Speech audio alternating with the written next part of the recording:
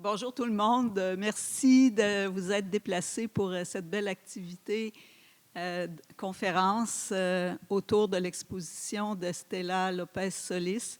Alors, je vous souhaite la bienvenue. C'est vraiment excitant pour tout le monde aujourd'hui, en particulier pour nous, qui présentons une première conférence, une première activité dans le cadre des activités de médiation du Centre d'art en personne. On est réouvert depuis quelques semaines déjà. On a commencé à recevoir des groupes scolaires depuis le 15 mars. Et puis, tranquillement, on voit que la vie reprend. Il y a des spectacles, il y a des gens qui... On voit du monde, tu sais.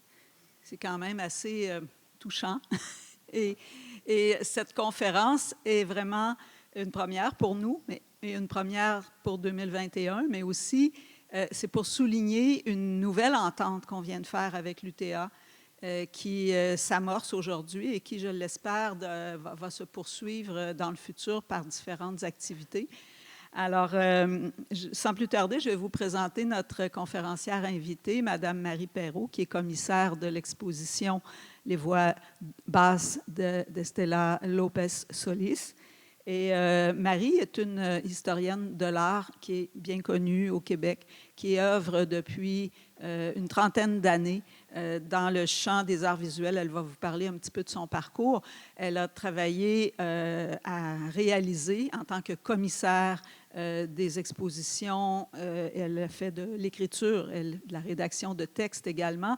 Et elle a été impliquée au sein du ministère de la Culture du Québec pendant une bonne douzaine d'années, notamment dans le domaine de l'art public. Alors, ça aussi, c'est un sujet extrêmement intéressant, extrêmement riche, qui pourrait éventuellement faire l'objet en soi d'une conférence. Alors, je donne la parole à Marie. Alors, je vous souhaite une belle conférence et à bientôt. Bonjour, merci beaucoup d'être venu en si grand nombre, puis malgré le très mauvais temps. Je vais souligner aussi que Estella assiste à la conférence, alors elle est assise là-bas. Vous allez pouvoir la revoir dans le centre d'exposition après la conférence. Et puis, j'ai divisé ma conférence en différentes sections, assez fluides, je dirais. Et puis, je vais expliquer d'une part, la plupart des gens ne saisissent pas exactement ce qu'est le travail d'un commissaire d'exposition. Alors, en présentant brièvement mon parcours, notamment les choses que j'ai faites plus récemment, je vais expliquer ce que fait un commissaire. Puis après ça, je vais expliquer comment le projet d'exposition, le projet d'exposition d'Estella s'est développé en relatant mon expérience du projet de son exposition, de son travail, mon expérience de son travail, puis les expériences très personnelles dans lesquelles on a créé le développement de l'expo, puis la collaboration que ça a donné lieu. Et puis après ça, en faisant le dessin de ce parcours-là, je vais toucher à différentes œuvres d'Estella qui ne sont pas nécessairement présentées en salle, mais en faisant des liens avec des choses qu'on voit en salle.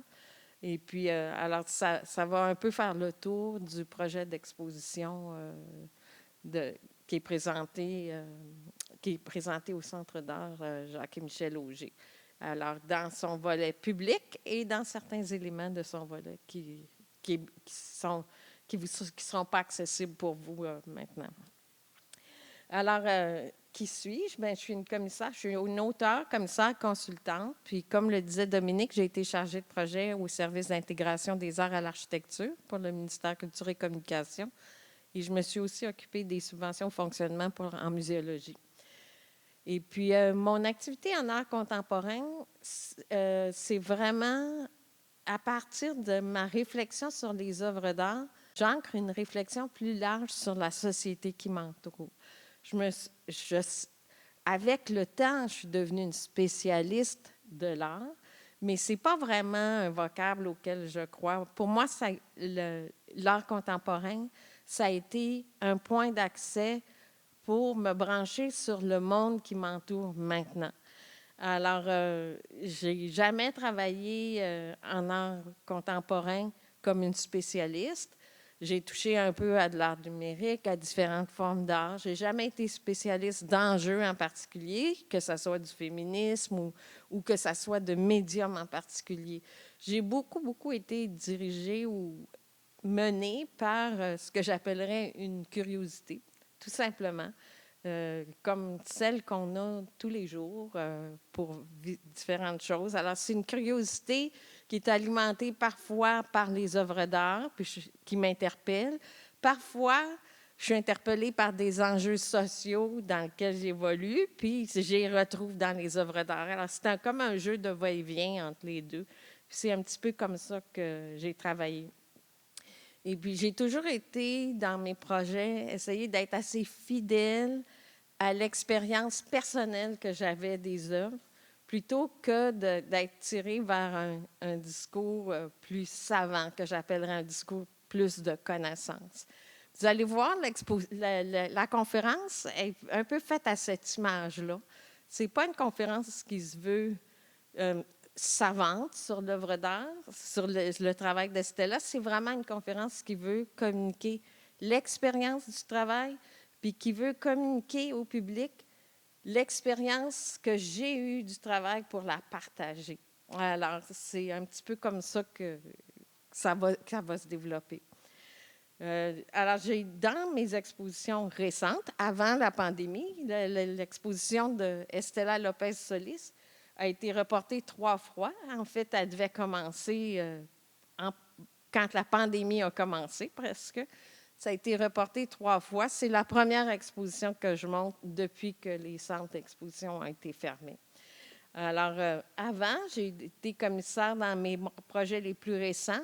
J'ai été commissaire, puis j'ai présenté à peu près une dizaine d'artistes dans l'événement Art souterrain de 2020. Art souterrain, c'est une grosse exposition d'art contemporain qui a lieu dans le Montréal souterrain. J'ai présenté une petite exposition au centre Stewart Hall à Pointe-Claire sur une exposition qui s'appelait « Que disent les plantes », qui est sur le travail que les artistes en art contemporain font avec les plantes. Une exposition au Château du Frêne, où les artistes s'intéressaient à le Château du Frêne. C'est une maison bourgeoise canadienne-française d'époque. C'est situé près du Jardin botanique, en fait en diagonale avec le Jardin botanique. Puis c'est quand même richement décoré. C'est des salles. Il y a toute une partie de la maison qui c'est des salles d'époque qui ont été préservées comme ça. Puis les artistes entraient en dialogue avec cette riche ornementation-là. J'ai aussi été directrice artistique du Symposium d'art contemporain de Baie-Saint-Paul pendant 3 ans. Et puis, à Baie-Saint-Paul, j'avais ancré toute la programmation que j'ai assurée pendant 3 ans autour de phénomènes qui ont été modulés par les nouvelles technologies, le quotidien, la mobilité et puis la présence des passés. Alors, ça vous donne un petit peu une idée du résultat de ce que fait un commissaire. Puis, bien, la façon dont c'est une activité qui se développe, c'est de la recherche. La première recherche, c'est des visites d'exposition. Alors, on me voit ici en photo en train de regarder une œuvre d'un événement qui s'appelle « Passage insolite ex muro ». Puis c'est une œuvre d'un artiste néerlandais, Verhoeven, qui s'appelle « Adieu, farewell ». Et puis, c'est à travers la longue vue, on regardait une projection qui était faite sur des édifices de l'autre côté du fleuve. Et puis, quand on travaille comme commissaire, on travaille parfois seul, d'une manière extrêmement autonome, où on livre un projet presque complété à un diffuseur, ou on travaille parfois en collaboration très étroite. Et on fait des choix d'œuvres, d'artistes, puis de l'approche qu'on va présenter dans le cadre de l'exposition pour interpréter ces œuvres-là. Ça implique des tâches très diversifiées, puis qui sont toujours changeantes, qui changent avec chacun des projets. Puis ça implique aussi, puis c'est peut-être la partie que j'aime beaucoup, c'est vraiment tout le temps une situation où on est en recherche de solutions. Des artistes en art contemporain, personne ne travaille de la même façon. La présentation des œuvres implique tout le temps un défi qui est différent puis qui varie à chaque fois. Il y a une dimension qui est vraiment une recherche qui est une recherche d'archives. Il y a beaucoup de visites d'exposition. Il y a aussi de la recherche en archives. Ici, c'est le dossier de Karen Spencer à Artexte. Et puis, il y a une foule de tâches photogéniques ou moins photogéniques qui sont vraiment étonnantes. Alors, à gauche, vous avez l'installation de Mitch Mitchell au musée du Château-Dufresne. Alors, pour cette installation-là, on a planté en grille à peu près 1800 aiguilles, qui sont des aiguilles d'entomologie. Puis sur toutes ces aiguilles-là, ça c'est au mur, vous vous souvenez, on le voyait dans l'autre image, puis on a collé tous les petits copeaux sur les aiguilles, tout ça à main. Alors, vous voyez, moi je l'ai fait pendant un bout de temps. À un moment donné, j'ai dit à Mitch, ça va nous prendre de l'aide, on n'arrivera pas. Et puis, quand ça a été fini, Mitch, il me dit, « Ah, on aurait dû faire tous les murs. » Là, je dis à Mitch, je pense qu'il faudrait que tu trouves un autre commissaire cette fois-là. En haut à droite, vous avez un montage d'exposition technologique. On est en train de calibrer l'écran. Bien, il y a toutes les échelles puis le matériel pour calibrer l'écran pour une grosse projection vidéo de David Rockerby que j'ai présentée dans le cadre d'un événement pour Molière. Et puis en bas à droite, bien, vous avez l'installation d'une œuvre de Amélie Proulx, dont j'avais présenté une autre. Alors, c'est de la porcelaine, c'est très fragile, il ne peut pas avoir de pression sur les éléments. C'est manipulé avec des gants, puis toutes les taches vont paraître parce que la porcelaine, elle est biscuitée, alors elle est encore poreuse. Alors, c'est juste pour vous donner une idée des défis que ça peut présenter. C'est pour illustrer comment, comme je le disais, on est toujours en recherche de solutions. Sur ça, bien, je vais venir plus directement au travail de Estela Lopez Solis. Alors, en 2017, j'ai découvert le travail d'Estela Lopez Solis. Je connaissais Estela par une personne interposée. En fait, je vais être très explicite. J'avais présenté le conjoint d'Estela dans une exposition au Symposium d'art contemporain de Baie-Saint-Paul. Alors, le conjoint d'Estela, c'est Patrick Beaulieu, qui est ici. Et puis, j'ai rencontré Estela dans ce contexte-là. Et puis, c'est sûr qu'on a sympathisé, mais moi, quand je présentais Patrick au Symposium, l'activité artistique puis mon attention artistique était vers Patrick. Et puis, quand j'ai vu qu'Estela exposait, comme j'avais sympathisé avec elle comme personne, j'ai été curieuse d'aller voir qu'est-ce qu'elle présentait comme artiste en exposition. Et puis, c'est là que je me suis déplacée pour aller au Centre culturel Notre-Dame-de-Grâce. Et puis, quand j'arrive à la galerie, elle est là, sur place, à broder des phrases qu'elle a recueillies dans le cadre de prestations qu'elle fait. C'est vraiment le cœur de sa démarche. Et puis, c'est un processus où elle est à l'écoute des gens. Elle est en attente dans l'espace. On peut la voir. C'est vraiment comme ça, comme la photo en haut, ça se présente. Si les gens, dans l'espace d'exposition ici, ça se présentait aussi un peu de la même façon. Et puis, c'est une prestation devant public qui se confond un petit peu avec le processus de production parce qu'elle est à broder. Pas les choses qui sont exposées à ce moment-là, mais on voit bien que le processus a donné lieu aux choses qui sont exposées à ce moment-là. Alors, c'est tout un processus qui confond l'atelier et la galerie, la recherche, parce qu'elle est à l'écoute, elle est en attente, elle n'est pas au centre de l'espace pour recueillir explicitement vos propos. Elle est présente dans l'espace, disponible si vous êtes intéressé à échanger avec elle. Il y a comme pas de sollicitation. Elle est là elle-même en prestation, comme en prestation en attente, en ouverture, en disponibilité. Beaucoup plus qu'en attente, je dirais, en disponibilité. Et puis, cette disponibilité-là est inhérente à son processus de recherche. C'est ça, de là que va générer le matériau qui va lui servir pour sa production. Alors, on voit ici son processus de broderie. On la voit broder, puis on voit tout le matériel qu'elle retravaille en vue d'en faire une broderie. Alors, les échanges avec le public sont au cœur de son travail. Sont le propos que les gens tiennent avec elle, les échanges qu'ils ont d'une façon extrêmement informelle, devient le matériau même de son travail puis de son propos. Alors, le sujet, puis l'objet du travail, le contenu, puis la façon dont ça s'articule, c'est toujours un petit peu confondu ou, je ne dirais pas confondu, il y a une connotation péjorative un petit peu à confondu, mais ça passe fluidement, d'une manière fluide de l'un à l'autre. Ce cahier-là était disponible en salle. Et puis, elle décrit très bien sa démarche qui est basée sur la parole et l'échange. Alors, c'est ce que je fais. Ce n'est pas une diffusion, c'est un dialogue. Ce n'est pas une explication, c'est un partage. Ce n'est pas un exemple, c'est une exécution.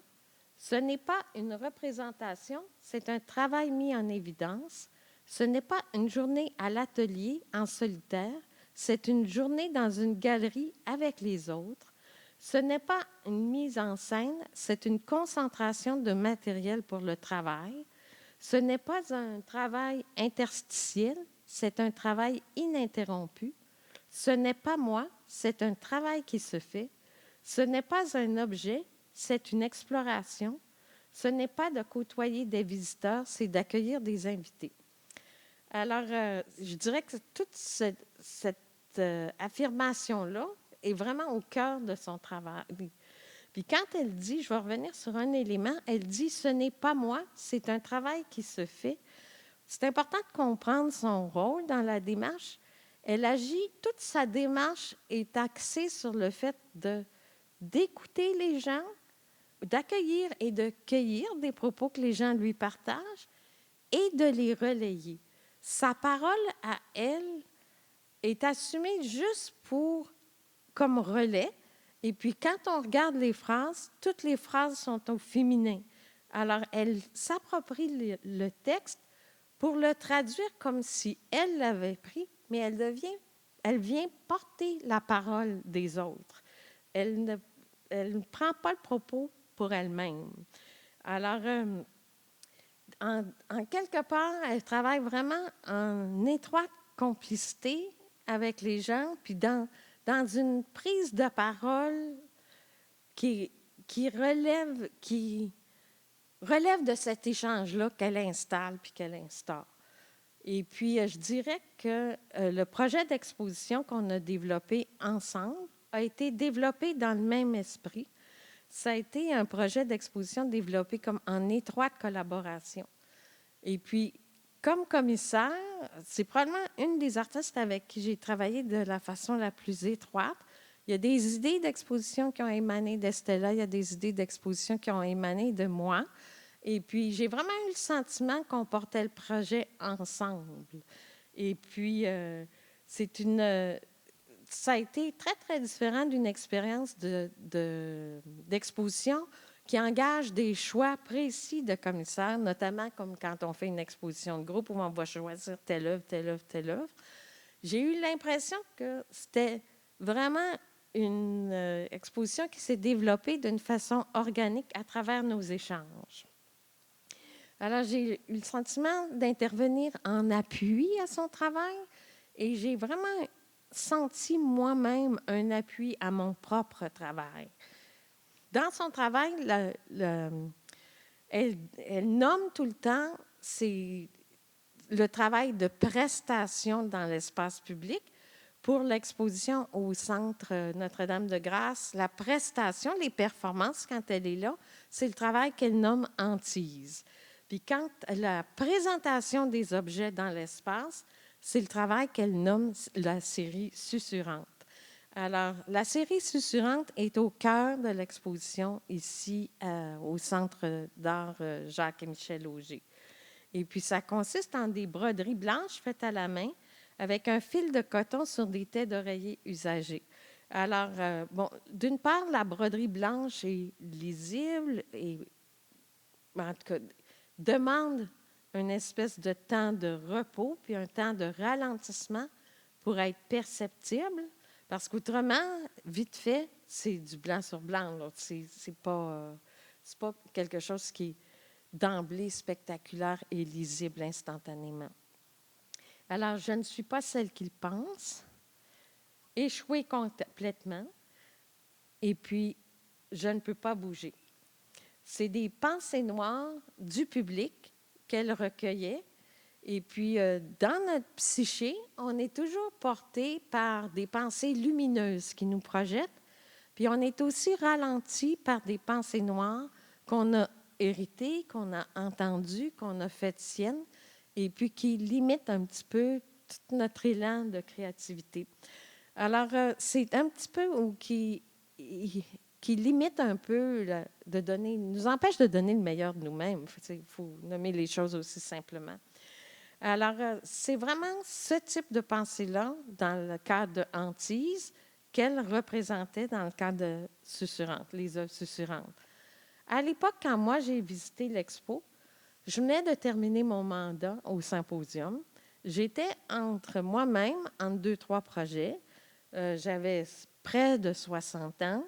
J'étais en proie au doute. Le milieu d'art contemporain est un milieu très friand de nouveautés, donc de jeunesse. Et puis, en voyant les pensées noires sur les têtes d'oreiller, j'ai aussi eu le souvenir de pensées noires qu'on m'avait déjà dites ou de jugements qu'on m'avait déjà dit, puis que j'avais interné, que j'avais incorporé, et puis qui avaient aussi ralenti mon élan à moi par le passé. Notamment des pensées que ma mère m'avait dites. Moi, ma mère est quelqu'un qui aurait 90 ans maintenant. Et puis, à l'époque, élever des enfants, c'était faire un devoir d'autorité. Alors, ça venait souvent avec des jugements. Maintenant, on élève les enfants plus en appui aux enfants. En tout cas, c'est à espérer. Puis, ce n'est pas tous les enfants quand même qui bénéficient d'un milieu comme ça. Mais alors, moi, j'étais l'aînée, puis j'avais été aussi parfois très durement jugée.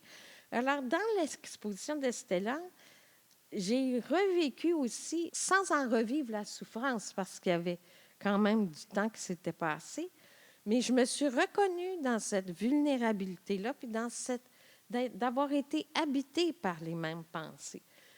Puis j'en ai glissé mot à Estella, j'ai échangé avec elle sur cette base-là.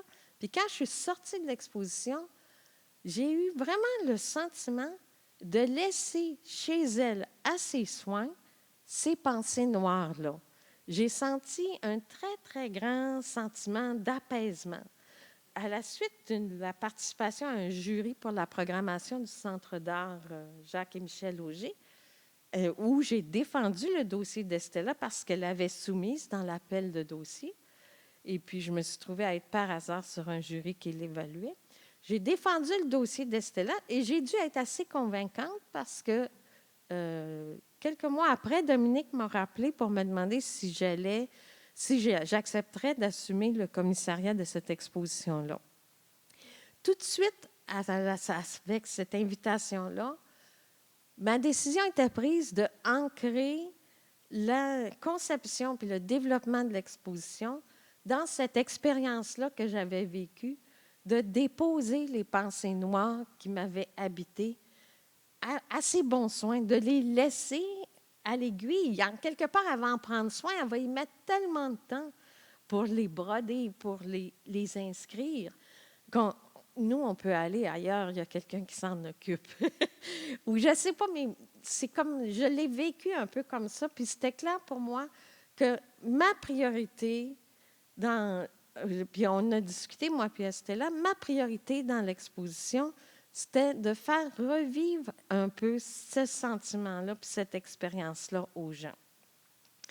Alors, commence le développement de l'exposition d'Estella. Et puis, alors, je suis allée voir une autre de ses expositions qui est tellement peur, c'est la partie performative et silence à la Maison des Arts de Brompton. Alors, il y a une prestation devant le public puis une installation faite là aussi à partir de phrases recueillies avec les échanges avec les visiteurs. Dans Tellement peur, les propos qu'elle recueille sont plutôt liés aux angoisses puis aux peurs reliées au travail puis aux exigences de performance et de productivité. Et puis, dans la mise en scène, il y a vraiment tout un lieu, un lieu entre la parole et le silence, le secret et le dévoilement. Ici, on voit, j'ai tellement peur.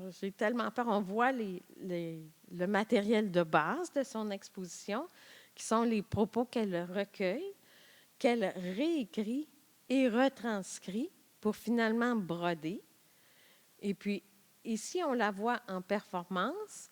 Et puis, à la Maison des arts de Brompton, elle mettait aussi, en plus de recueillir les propos des gens, elle mettait en scène le travail même de broderie puis d'investissement qu'elle faisait.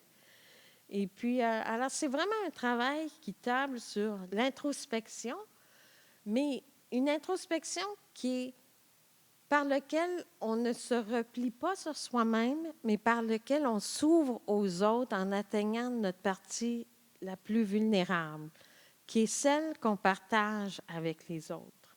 Alors, c'est un retour à soi, puis une exploration de l'intimité dans ce qu'elle a de plus partagé, sans qu'il y ait nécessairement comme expérience. C'est une expérience qui est partagée. Alors, l'exposition a été mise en scène avec des voiles, cette fois-ci, des rideaux, dans lesquels elle brodait des jugements qui sont faits, intruses, médiocres, ou là, je ne me souviens pas tous des mots par cœur. Alors, c'est vraiment un jeu entre garder une certaine distance, garder un quant à soi puis une certaine pudeur et un dévoilement. C'est la libération d'une parole qui est imperceptible, souvent imperceptible pour soi, qu'on ne saisit que dans un moment de présence à soi. Alors, c'est un retour à soi et un retour sur soi.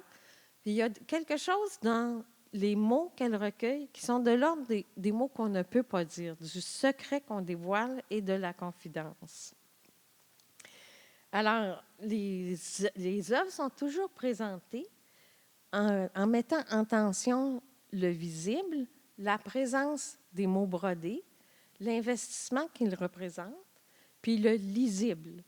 Alors, c'est tout le temps en interférence, les deux dimensions, le blanc sur le blanc, le soi, les autres, ou le soi et l'autre. Et puis, dans l'espace d'exposition, la présentation permet de s'approprier un espace d'exposition. C'est un lieu anonyme sur certains aspects. Et puis, Estella, dans son travail, permet de s'approprier un espace public, d'en diminuer le caractère anonyme pour lui conférer un caractère un peu plus intime ou intimiste. Ça varie selon les différents lieux d'exposition. À la Maison de la culture de Brompton, comme on voit ici, c'est presque une ancienne maison privée qui a été transformée en maison de la culture. Alors là, l'échelle est très domestique. Mais il y a des espaces plus institutionnels. Ici, c'est des œuvres qui ont été présentées à partir du même matériel qui avait été présenté dans le cadre de Susurrante ou de Silence. Et puis, ça a été présenté à La Havane dans le cadre d'une résidence de recherche-création par le biais du Centre d'art et une collaboration avec le Centre Artistica Ex Artistica à La Havane. C'est dans le cadre de rencontres en art actuel Montréal-La Havane. Et puis, alors ici, on voit, elle se sert de mobilier sur lequel elle met des voiles. On voit vraiment l'appropriation d'un espace destiné à l'exposition et de sa mise à l'échelle domestique, que j'appellerais. Alors, l'installation a été présentée au début de sa résidence. Malheureusement, moi, je n'ai pas vu cette exposition-là. Ça, c'est un propos que je développe vraiment sur la documentation photographique que j'ai eue de son travail. On voit bien ici, elle utilise les socles, les chaises, des choses qui sont utilisées pour mettre en scène d'une façon anonyme le socle blanc qui disparaît et pour mettre à partir d'objets aussi qui sont utilisés au quotidien. Alors, ça humanise l'espace d'exposition, puis ça lui confère une certaine intimité. On a un peu conçu l'exposition dans le centre Jacques et Michel Auger de la même façon. Ici, là, la photo donne une échelle du centre et de la salle d'exposition qui est un petit peu trompeuse. Ça a été pris avec un grand angulaire.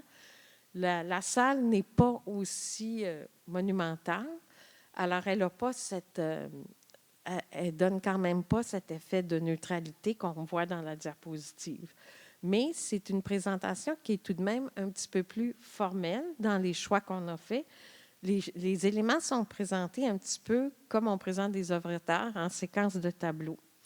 Puis au centre de la salle, son espace de travail qui demeure visible tout le temps de l'exposition donne un peu l'échelle domestique, puis le caractère intime qui était communiqué par l'appropriation de mobilier domestique ou l'appropriation de matériel domestique dans ces autres expositions.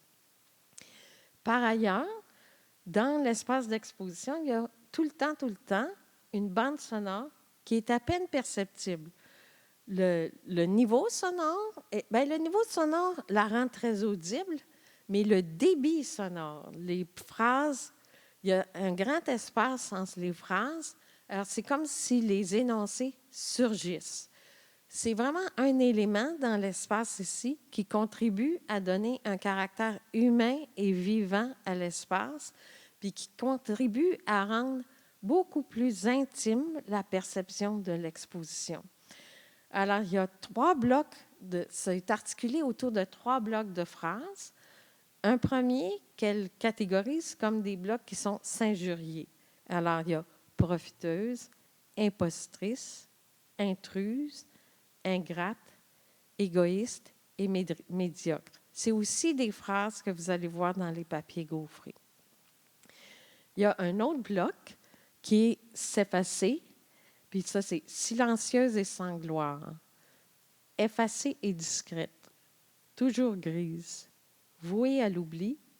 Je suis un nom sans importance. Je vais me faire petite pour qu'il devienne grand. Puis un autre bloc qui est s'étouffer. Si au moins je pouvais, si au moins je pouvais. Alors, la description d'une incapacité, là, si au moins je pouvais respirer, je ne peux pas respirer. J'ai tellement peur de moi.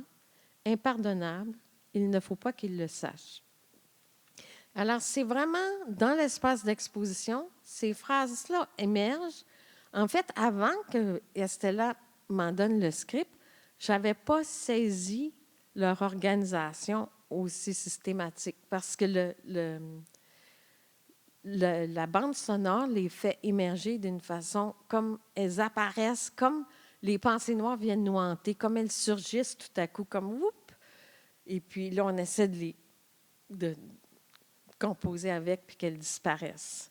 Alors, cet aspect-là de la bande sonore donne vraiment, contribue vraiment au caractère très intime ou en tout cas à l'intimité qui est sollicitée ou qui est voulue dans l'expérience d'exposition. Cette installation-là a été réalisée, ça a été réalisé pour le centre d'exposition ici, et puis en collaboration avec Danny Levasseur, qui est le technicien qui travaille ici. Alors, ça a vraiment été développé pour le centre, puis qui s'est diffusé en quadriphonie dans l'espace. Danny et Estella ont aussi travaillé sur comment comment la bande sonore allait occuper l'espace. Ça a été inspiré d'un roman d'un écrivain mexicain qui s'appelle Pedro Páramo. Pedro Páramo, c'est le nom du roman. Puis Juan Ruflo. Et puis, c'est l'histoire de Pedro Páramo qui retourne dans une ville à l'intérieur du pays pour retrouver son père qu'il n'a pas vu depuis des années. Et puis, en chemin pour retrouver son père, on lui raconte toutes sortes d'histoires sur son père, toutes sortes d'anecdotes qui fait que le portrait de cette personne-là qui essaie de retrouver devient de plus en plus confus. Alors, il dit, ce sont les murmures qui m'ont tué. Même si j'avais distancé la peur, elle s'était accumulée, elle s'était amoncelée en moi jusqu'à me devenir insupportable. Et lorsque j'ai rencontré les murmures, mes nerfs ont lâché. Alors, c'est vraiment cet envahissement de ce hamster du cerveau. Pas toujours frénétique. Des fois, c'est juste simple, mais c'est comme auquel elle réfère, puis qui est une expérience quand même commune et puis qu'on partage. Dans le hall, avec la même dynamique de visibilité, invisibilité, lisibilité, dans la vitrine du centre d'art qui donne sur le hall, où normalement on met une présentation publicitaire ou un peu plus accrocheuse pour l'exposition, Estella a réalisé une œuvre qui s'appelle « Je suis invisible », qui sont des propos qui sont à disparaître. Puis ça place vraiment l'exposition dans cette espèce de vigilance à soi que l'ensemble de l'exposition va provoquer ou veut nous convier, veut partager. Ça inscrit l'exposition dans la nature même de l'attitude. Je suis invisible, on devine la fin de la phrase, c'est écrit d'une façon très, très fine. Et puis, c'est vraiment tout ce jeu d'affirmation, de dévoilement, de lisibilité, d'invisibilité auquel elle fait référence. En écho, dans la salle, il y a aussi une petite série de papiers gaufrés qui s'appelle « Ombre », qui sont des gaufrages. C'est une espèce de gravure en creux ou en relief imprimée dans la matière même du papier. Alors, là, il y a des creux qui ont été faits à la main. Puis quand le papier est pressé, le papier est mouillé, d'abord mouillé et pressé. Et puis, il va vraiment aller chercher le creux de la plaque d'impression, puis il va s'imprimer en blanc sur blanc. Alors ici, il y a médiocre, raté. Alors ici, le visible et le lisible sont toujours avec la même interférence, puis le blanc sur blanc aussi. Égoïste. Alors, le processus est un petit peu à l'image des pensées plus ou moins conscientes qui apparaissent, puis ça mime un petit peu le processus mémoriel dans la matière même du cerveau.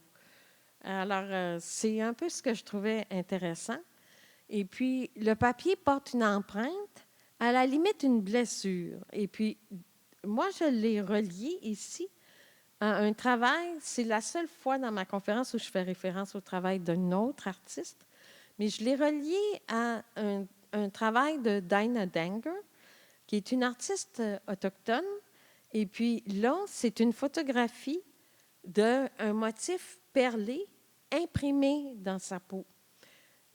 Imprimé temporairement, pressé, puis imprimé temporairement dans sa peau. Et puis, Dinah Danger travaille aussi beaucoup en mettant en scène son corps comme artiste. Alors, c'est un geste vraiment d'expression de la blessure, comme la marque, le stigmate. Et puis, c'est aussi un stigmate qu'elle s'impose volontairement dans le cadre d'un processus de création. Alors, il y a comme une appropriation aussi de la blessure pour en faire autre chose. Puis le travail de Dinah Danger m'a montré comme elle le fait pour revendiquer une autonomie et une autodétermination de son corps, de l'usage de son corps, puis une expression d'une identité autochtone. Ça a quand même des aspects comme geste à caractère politique. Et en constatant ça, puis en faisant le lien avec l'impression dans le papier, dans le travail d'Estella, j'ai compris qu'il y avait une dimension politique aussi à l'intimité que Estella explorait. Et puis là, je me suis retournée un peu sur son site web pour revoir dans son travail s'il n'y avait pas pour un peu corroborer mon intuition, pour voir dans son travail s'il n'y avait pas des éléments où il y avait des références explicitement politiques. Et puis, je suis tombée sur, malheureusement, une performance et une installation que je n'ai pas vues.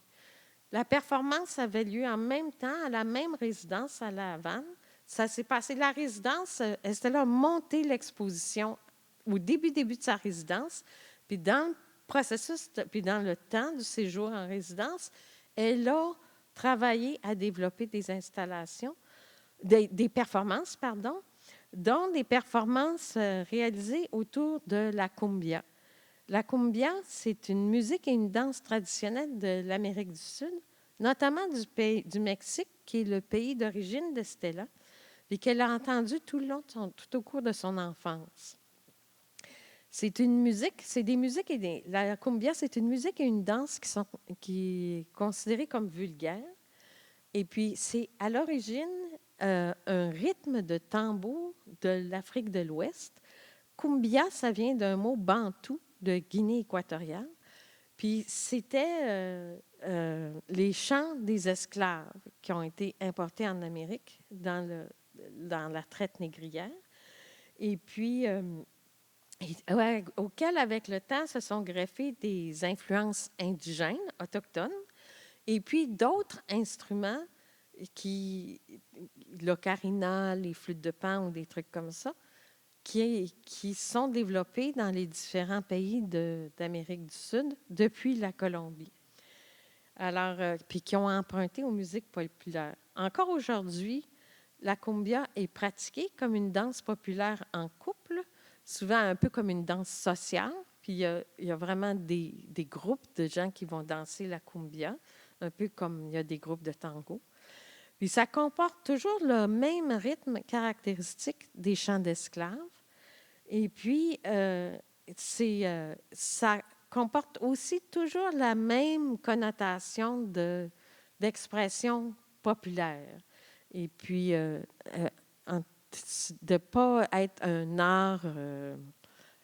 un grand art, si je peux m'exprimer comme ça. C'est même considéré un peu vulgaire. Alors, dans le choix d'Estella de retravailler et de revisiter la cumbia, son histoire personnelle se tisse à une histoire sociale, puis sont intimement liées, tant chez Estella dans sa vie personnelle que dans une pratique culturelle apparemment plus neutre. Le développement même de la cumbia est au cœur de l'expérience intime des anciens esclaves, auquel s'est greffée une expérience intime des autres après eux, et puis qui a porté les marques de tout ce à quoi on a investi au fur et à mesure de l'évolution de ce style de musique-là. Notamment, les esclaves utilisaient la cumbia, puis le rythme de tambour, pour réitérer leur histoire personnelle, qui ne pouvait pas être une histoire écrite parce que les esclaves n'en avaient pas les moyens. C'était transmis oralement, notamment par la cumbia. Alors, je trouvais qu'il y avait, dans cette référence-là, dans le travail d'Estella, il y avait une référence directe à le caractère politique d'une sensibilité à l'intimité. Alors, c'est une sensibilité à soi qui se répercute sur une sensibilité aux autres, puis aux transformations silencieuses qu'une sensibilité aux autres engage. Alors, dans le même esprit, dans le contexte, mais pas dans l'esprit de la cumbia parce que les moyens sont complètement différents, mais dans l'esprit de cette intimité-là qui est recherchée, de cette expérience d'intimité-là qu'on veut partager dans l'exposition d'Estella, en collaboration avec Marie Laporte, qui est la médiatrice ici au Centre d'art Jacques et Michel Auger, on a conçu un projet qui s'appelle « Mots doux et mots de réconfort ». Dans le contexte de la pandémie, le projet de médiation n'a pas pu être ouvert à tout le monde. C'est pour ça que je trouve important d'en parler parce qu'il répond vraiment en écho à l'exposition. Alors, c'est un projet de médiation qui a été adapté au contexte de la crise sanitaire où 2 participants volontaires échangent en vis-à-vis des éléments de correspondance. Alors, dans un premier temps, sur une carte, il y a, au verso, c'est écrit « Je ne l'ai jamais dit à personne, mais j'aurais voulu ». Alors, c'est comme confier comme un projet qui est arrivé ou pas arrivé. Au revers, ça dit « Je te souhaite ». Alors, c'est un échange de confidences et de souhaits entre 2 participants volontaires. Et puis, les participants répondent, remplissent les cartes, chacun de leur côté, les envoient à l'autre participant auquel ils sont en vis-à-vis. Puis l'autre participant ou participante est invité à intervenir sur la carte reçue par son vis-à-vis et puis de retourner cette carte-là à la personne. Alors, c'est comme vraiment un jeu d'échange entre 2 personnes où le fait d'être obligé ou qu'on nous demande d'intervenir sur quelque chose que quelqu'un a déjà fait dans un geste de partage d'intimité, dans une confidence et dans un souhait, ça commande automatiquement un certain respect qui est le type d'attention à l'autre que le projet d'Estella veut finalement provoquer. Alors, je trouvais que c'était quand même important. Et puis, d'être obligé d'intervenir sur le propos que les gens, ou d'y répondre, nous oblige à y porter une attention, et nous oblige aussi à se rebrancher sur soi dans ce rapport-là à l'autre. Alors, je trouvais que c'était vraiment, c'est ce qui est une expérience, c'est un peu au cœur de l'expérience qui est visée par Estella. Au même moment, je vais vous présenter pour terminer un petit peu un projet que moi et puis Estella, on développe en dehors du projet d'exposition. On a été soutenu pour un projet de recherche en co-création où est-ce que Estella et moi agissons comme créateurs. Alors, à partir de textes que j'ai écrits à la suite de ma visite au Centre culturel Notre-Dame-de-Grâce et d'évocation de mes souvenirs d'enfance, on a réutilisé les mêmes procédés de retranscription et de dessin. Là, on n'a pas encore fait de broderie, mais éventuellement, on voudrait travailler à ça dans le projet. On a travaillé à refaire un peu le processus, mais à 4 mains. Alors, en septembre, on a fait une première résidence ensemble où on a passé quelques jours ensemble, où on a travaillé à l'atelier de Stella à recopier des textes ou à les retranscrire puis à les retravailler. Des textes que j'avais écrits à la suite de ma visite au centre à Notre-Dame-de-Grâce. Alors, des souvenirs d'enfance. Lorsque j'étais tout petite, ma mère encourageait mes jeux d'enfant, m'installait à peindre et à dessiner. Et puis, ça, c'est une retranscription qu'on a faite Estella.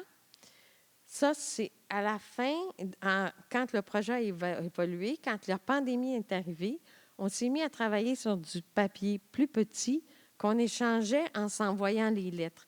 Il y a une série blanche qui est partie qui est la couleur du papier que moi, j'avais disponible, puis il y a une série plus beige qui étaient les choses qu'Estella m'avait envoyées, puis on se les envoyait exactement comme dans le projet de médiation.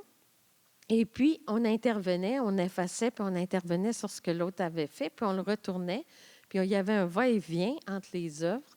Puis on a amorcé 4 ou 5 séries maintenant, comme ça, dans cet échange. Alors, ici, c'est une œuvre. Puis quand on regarde les œuvres finales, ça, c'est une œuvre sur laquelle moi, je suis intervenue, sur laquelle Estella est intervenue.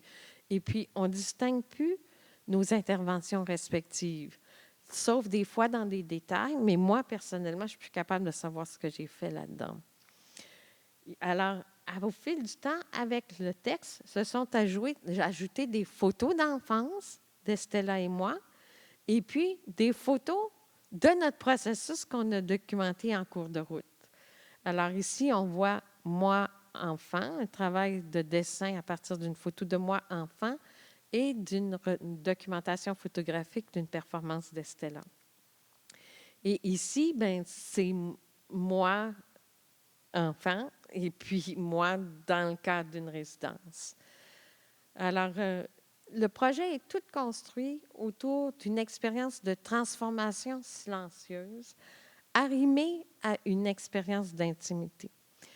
Et puis, le projet a été reporté 3 fois à cause de la pandémie. On n'a changé aucun élément dans notre choix d'éléments à présenter dans l'exposition. Mais quand l'exposition réapparaît maintenant, alors qu'on est encore en pleine crise sanitaire, ça souligne toute l'importance de l'intimité et de l'échange.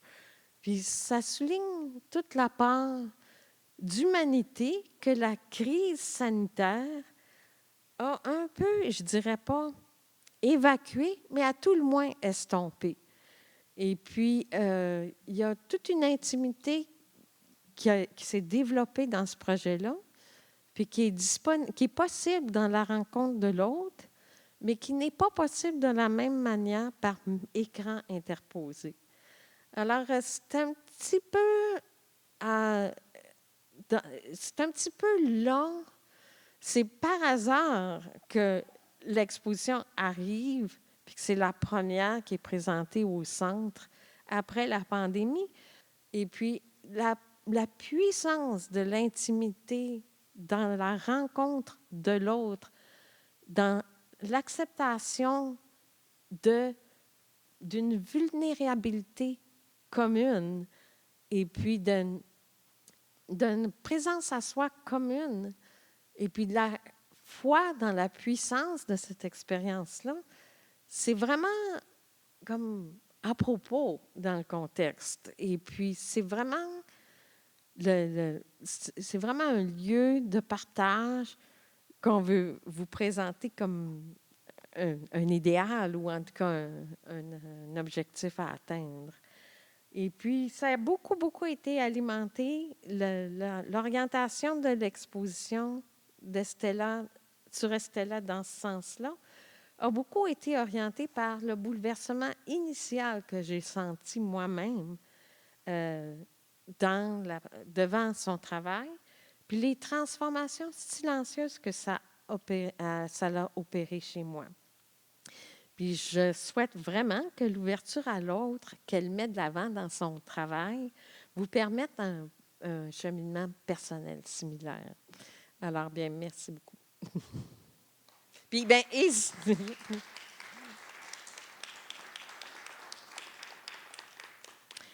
n'hésitez pas, si vous avez des questions, ça va me faire plaisir d'y répondre. Puis, je pense qu'après la conférence, il est prévu que vous alliez en salle, peut-être en groupe de 2. Et puis, vous allez voir, si vous posez des questions à Estella ou quand vous discutez avec Estella, elle l'a fait ce matin après la conférence, puis elle discute de son travail, puis bien qu'on ait été en collaboration très étroite dans le projet, elle discute de son travail de façon différente. Et puis, c'est très, très complémentaire de ma façon de, moi, l'appréhender. Alors, je vous invite aussi à échanger avec elle.